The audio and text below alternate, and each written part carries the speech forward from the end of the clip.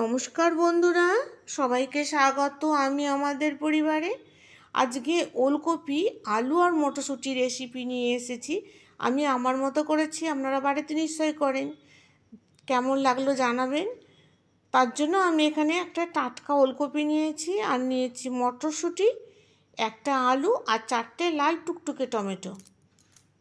এবার ওলকপিটাকে খোসা ছাড়িয়ে টুমু টুমু করে কেটে নিয়েছি, আলুটাকে কেটে নিয়েছি, টমেটোটাকে ছোট ছোট করে কেটে নিয়েছি, আর নিচে মটরশুঁটিগুলোকে ছাড়িয়ে তারপর ভালো করে জল দিয়ে ধুয়ে জল ঝরিয়ে নিয়েছি।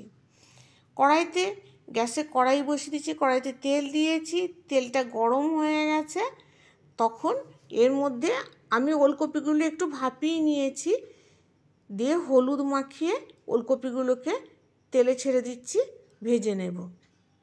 ওলকপিটা ভাপিয়ে নিলে সিদ্ধ হয়ে যায়, রান্না করতে সুবিধা হয়, তাড়াতাড়ি হয়। এবার ওলকপিগুলো তেলে দিয়ে দিলাম।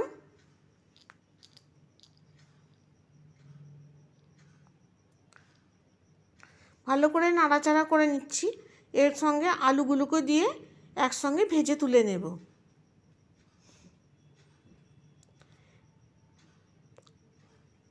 যখন ভাজা হয়ে গেছে তুলে নিলাম। কড়াইটাকে পরিষ্কার করে আবার তেল দিলাম 4 থেকে 5 চামচ। তেলটা যখন গরম হয়ে যাবে তখন এখানে 1 চামচ 5 ফোড়ন, একটা তেজপাতা, 2টো শুকনো লঙ্কা ফোড়নে দেব। ফোড়নটা 10 থেকে 12 সেকেন্ড ভেজে নেব।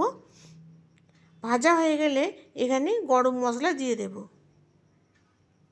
একটু দারচিনি, এলাচ আর লবঙ্গ দিয়ে নাড়াচাড়া করে নেব। যখন সুন্দর গন্ধ ছাড়বে তখন 4 থেকে 5 কোয়া রসুন থেতো করে দিয়ে দেব। রসুনটাকে একটু ভাজা ভাজা করে নেব।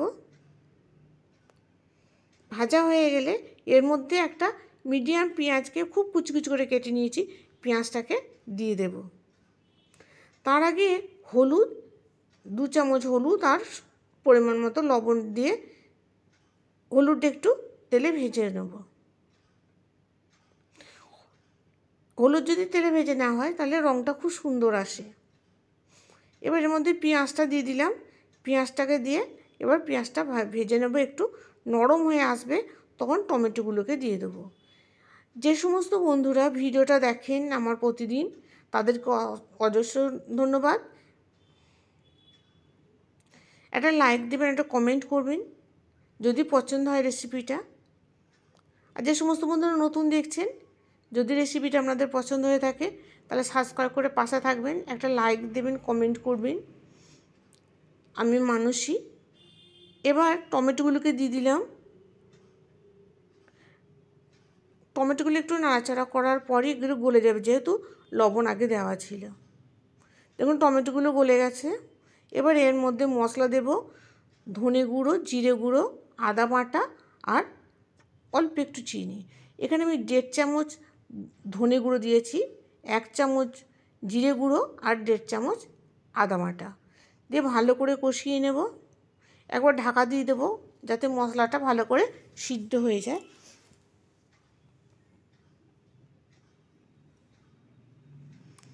দেখুন মশলাটা একটু সিদ্ধ করার জন্য ঢাকা দিয়ে দিচ্ছি, দিয়ে গ্যাসটাকে একদম লোতে রেখে দেব। 2 থেকে 3 মিনিট রাখার পরই দেখুন এটা মশলাটা প্রায় সিদ্ধ হয়ে গেছে। এবার এর মধ্যে মটরশুঁটি দিয়ে দেবো 1 বাটি, দিয়ে ভালো করে মটরশুঁটিটা কষিয়ে নেব মশলার সাথে।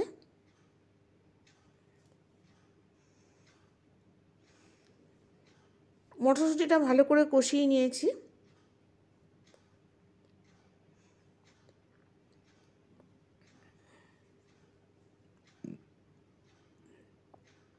মশলাটা দেখুন কষানো হয়ে এসছে।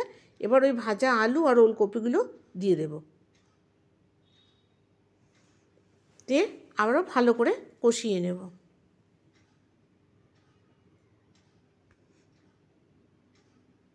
গ্যাসটা সবসময় মিডিয়ামে রাখবেন।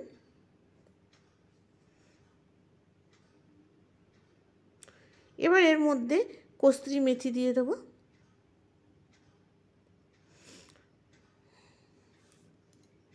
একটুখানি ঢাকা চাপা দিয়ে দিলাম যাতে ভালো করে মশলাটা কষানো হয়ে যায় আলু আর ওলকপির মধ্যে।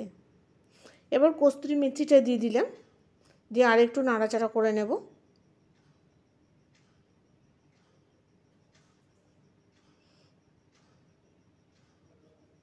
বন্ধুরা, আপনাদের কাছে অনুরোধ রইল, একবার করে দেখবেন, খুব ভালো লাগে খেতে। আপনারা তো বাড়িতে করেন, এটা তো সবাই করে, আমি আমার মতো দেখালাম।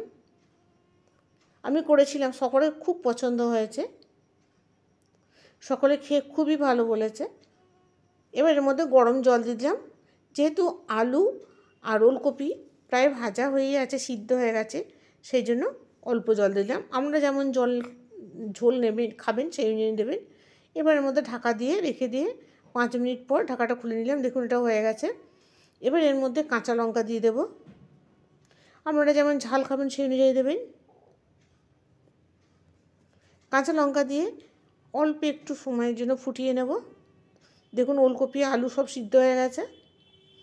এবার নামাবার আগে 1 চামচ ঘি দিয়ে এটাকে নামিয়ে নেব।